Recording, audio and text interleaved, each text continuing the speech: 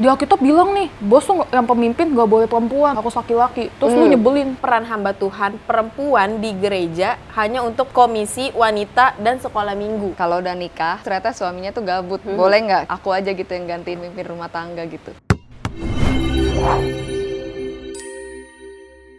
Selamat datang di Cici-Cici Comel. Menurut survei GI Andre Tunggal, banyak orang yang sulit bertanya kepada hamba Tuhannya. Jadi hari ini kami kedatangan hamba Tuhan perempuan untuk ditanya-tanyakan pertanyaan yang sulit. Saksikan di Cici-Cici Comel. Lanjut.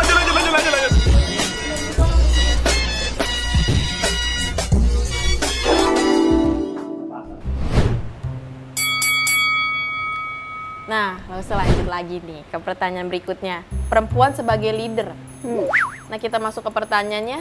Apakah peran hamba Tuhan perempuan di gereja hanya untuk komisi wanita dan sekolah minggu? Oke.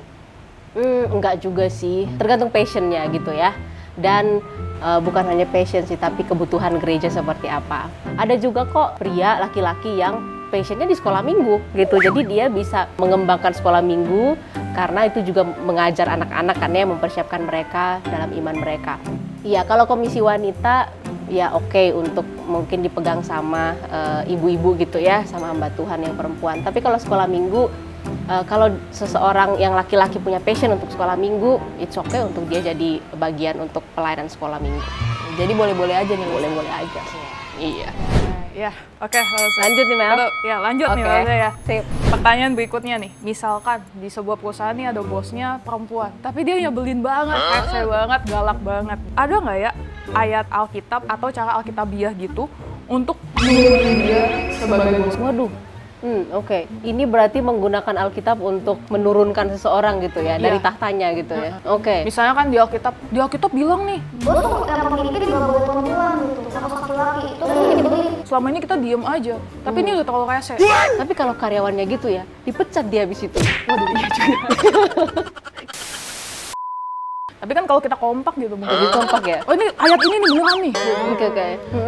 Bagi saya sih ya, kalau misalnya dia pemimpin yang baik, apalagi dia smart bisa buat perusahaan segede gitu, ya nggak apa-apa gitu. Hanya mungkin perlu cara yang baik untuk membuat dia jadi nggak galak, Mel. Iya, nggak harus dengan kasih dia ayat Alkitab supaya dia turun. Kalau turun kan perusahaannya jadi nggak bisa jalan lagi, karyawannya dipecat gitu kan. Mungkin bisa dengan pendekatan yang lain supaya dia nggak galak lagi. Gitu. Dibeliin makanan mungkin gitu, atau diperhatikan. Mungkin dia kurang perhatian. Betul gitu. Sepertinya ya setiap perempuan itu sebagai pemimpin mungkin ada sisi-sisi lain yang perlu di-touch gitu untuk dia bisa luluh, tidak lagi jadi cerewet atau kasar mungkin. Tapi kalau di Alkitab sendiri ada nggak yang memang spesifik menekankan soal perempuan sebagai pemimpin? Oke. Ya, Rasul Paulus sih pernah memang menekankan bahwa perempuan tidak boleh mengajar.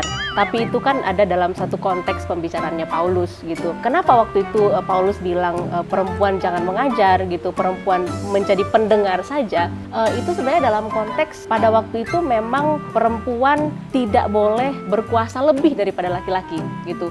Jangan mengambil otoritas laki-laki itu jadi bagian dia, jadi peran dia. Memang seorang perempuan lebih ke menjadi penolong, menjadi orang yang mendukung laki-laki dalam kepemimpinannya. Oh, jadi bukannya dilarang nggak boleh mimpin gitu, tapi memang harusnya jangan melewati batas otoritas dan jadi penolong gitu ya? Jadi penolong, iya. Kalaupun seorang perempuan menjadi pemimpin, dia tidak boleh meninggalkan peran dia sebagai penolong. Dia adalah seorang penolong dan itu desainnya Tuhan dari awal. Gitu, dari manusia itu diciptakan, perempuan itu diciptakan untuk menolong. Oke. Ayo. Next. Terakhir, semangat. Oke. Kalau udah nikah gitu misalnya, terus ternyata suaminya tuh gabut gitu loh. Boleh nggak kita aja, aku aja gitu yang gantiin mimpin rumah tangga gitu? Oke. Iya, balik ke ini mungkin bicara ke konsep pernikahan ya.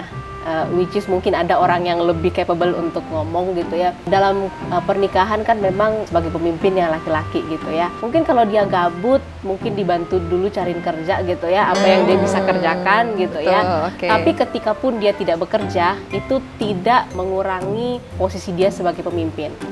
Gitu. Okay. Jadi dia tetap menjadi pemimpin keluarga. gitu, dia tetap menjadi kepala keluarga gitu. Tidak boleh digantikan sama istri. Gitu. Soal dia bekerja atau nggak bekerja, ya itu kan bisa dalam proses untuk dicari dan lain sebagainya gitu. Tapi kepemimpinan tetap di suaminya. Apakah si perempuannya bisa bekerja dan kemudian dia yang menghidupi keluarga? Ya it's okay gitu. Tapi balik lagi, jangan mengambil peran kepemimpinan itu, harus di suaminya. Oke, berarti untuk kepala rumah tangga itu harus laki-laki ya loh? Ya, kecuali kalau single parents ya. Kecuali kalau suaminya udah nggak ada, gitu, ya peran itu diambil oleh ibu. Oke. Gitu. Oke Lose, siap. Cowok yang bisa main gitar itu alkitabiah, karena Daud juga bisa main kecapi. Kalau udah nikah, boleh nggak kalau cuma mau punya anabul aja? Cewek lebih feeling, cowok lebih logika. Apakah artinya Roh Kudus lebih banyak bekerja dalam diri perempuan? Jadi hari ini kami datangkan hamba Tuhan perempuan. Lupa. Apa sih? Itu lucu. Hamba Tuhan perempuan untuk ditanya-tanya. Oh iya, ya ampun Tuhan udah tinggal sedikit lagi. Gak apa-apa.